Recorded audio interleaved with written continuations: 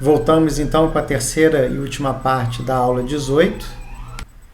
E nessa terceira e última parte da nossa aula, a gente vai fechar o capítulo de pipeline, apresentando o pipeline do I7 e falando de algumas falácias e armadilhas sobre esse tópico.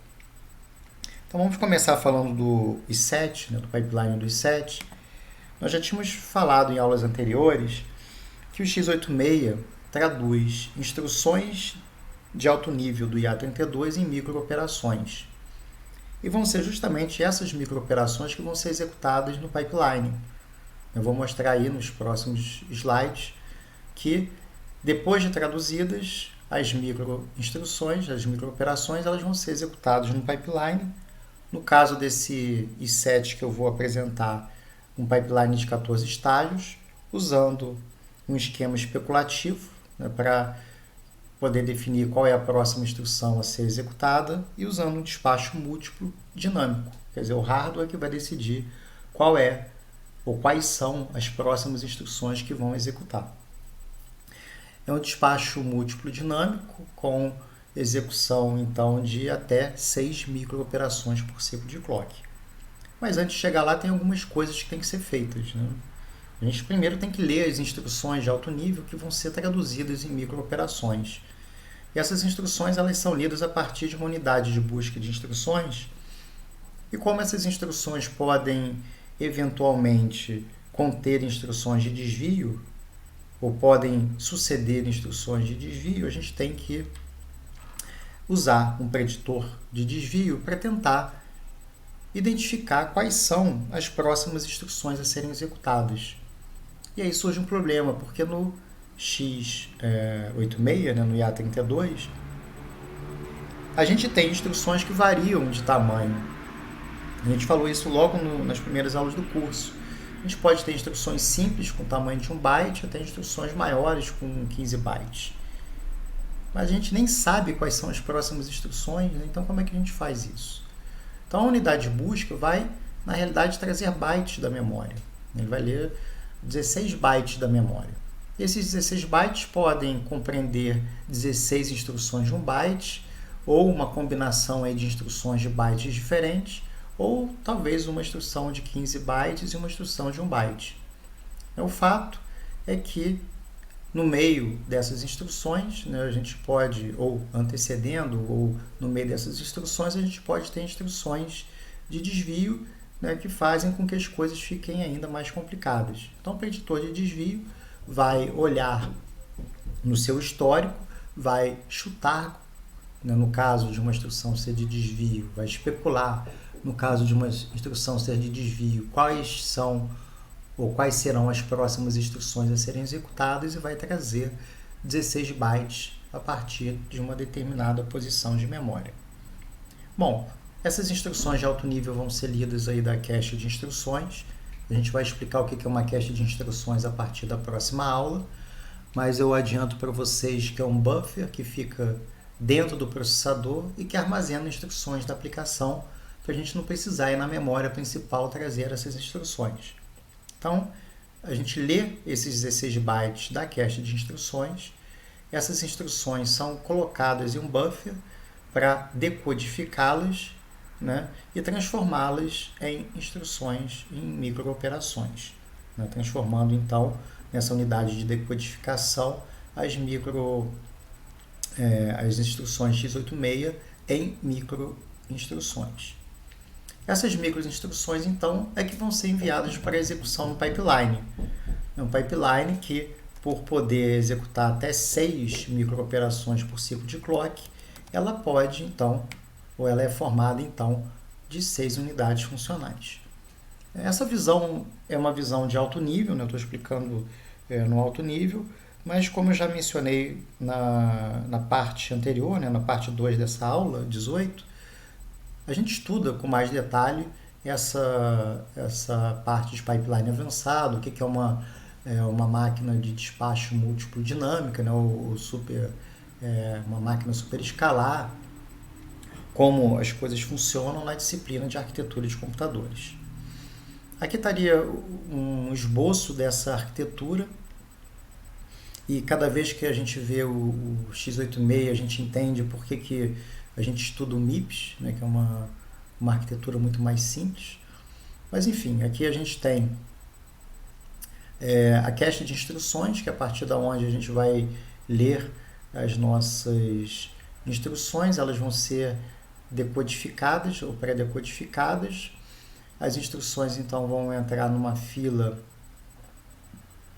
dependendo do tipo de instrução, elas podem ser transformadas de maneira simples em microoperações.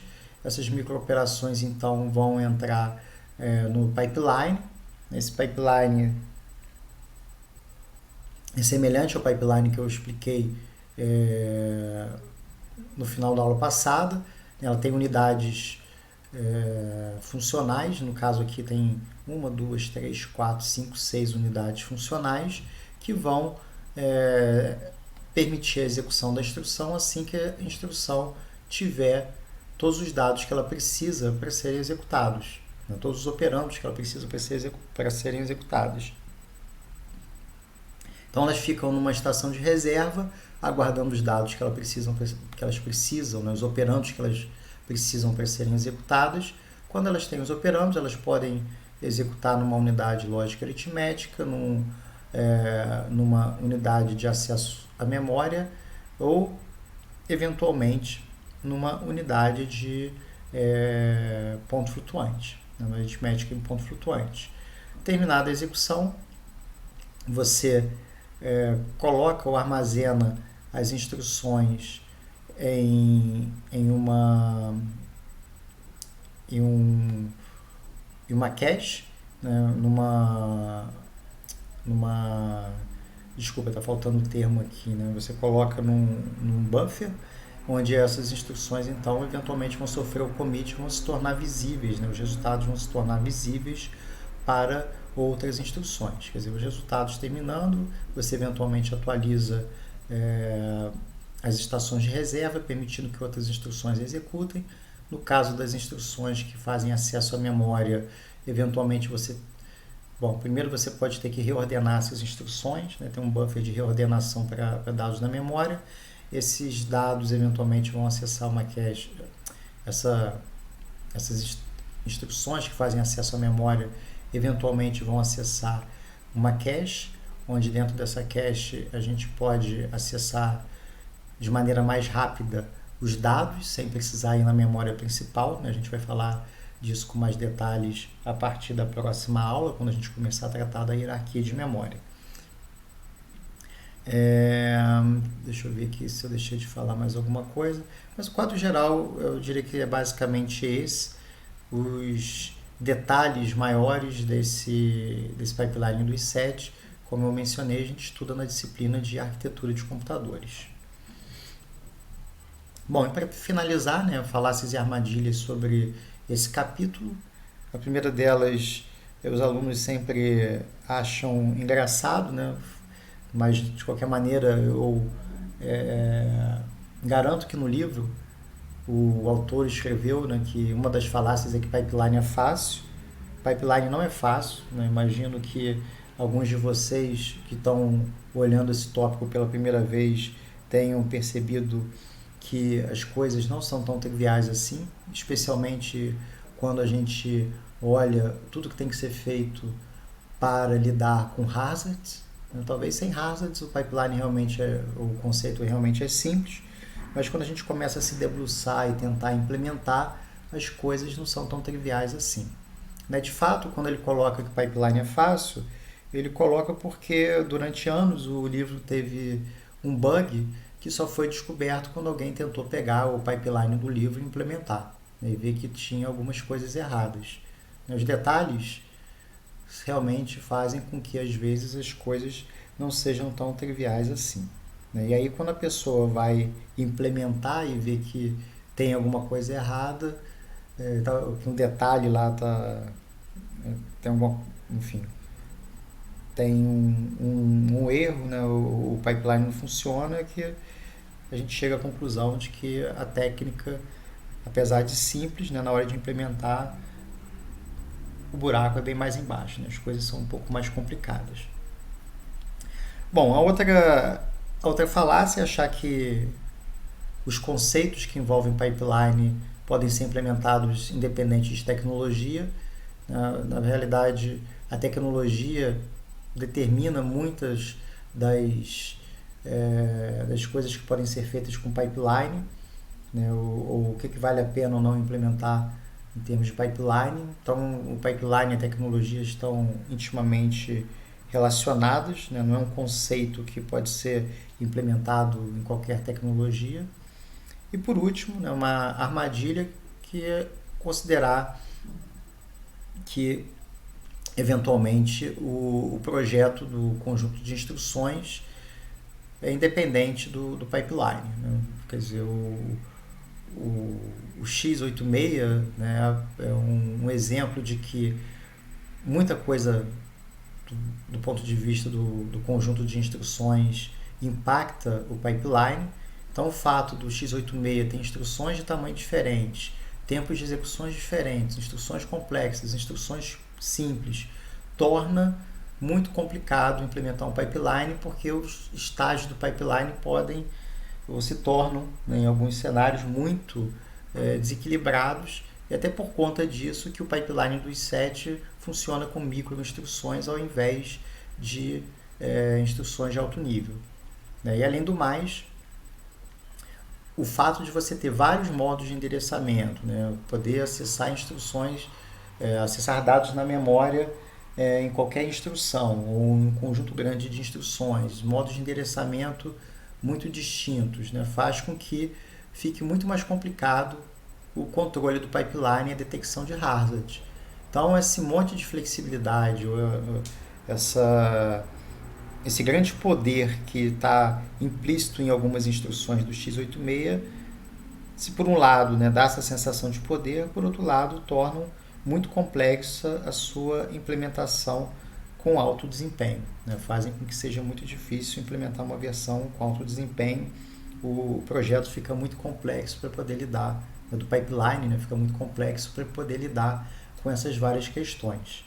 Mas enfim, né, é uma escolha aí que a Intel fez, né, por questões até de mercado, e enfim, a empresa aí tem que ser respeitada, porque durante muito tempo ela foi líder, né, ainda é líder, né, em vários segmentos de processadores, e líder apesar de todos esses problemas, com um bom desempenho aí da arquitetura, né, superando aí muitas vezes os rivais aí diretos. Então, apesar de tudo, os engenheiros da Intel conseguiram fazer com que a arquitetura tivesse bom desempenho, né? Mas, enfim, eu acho que seria muito mais simples se a arquitetura fosse muito mais simples, se os tamanhos de endereçamento, os modos de endereçamento, os tamanhos de instrução fossem mais simplificados. Com isso, a gente fecha a nossa aula. Na próxima aula, a gente começa a falar de um novo capítulo, o nosso penúltimo capítulo de hierarquia de memória. E já na próxima aula, a gente vai apresentar a ideia da hierarquia de memória, né, os conceitos que regem a hierarquia de memória, e apresentar o princípio básico aí do primeiro nível da arquitetura da hierarquia de memória que a gente vai estudar, que é a cache, né? Então a gente vai apresentar os princípios básicos do funcionamento da cache. Então deixa eu cortar aqui para mim novamente, o botão aqui é sempre meio complicado de achar. Achei. Por hoje é só, até a nossa próxima aula.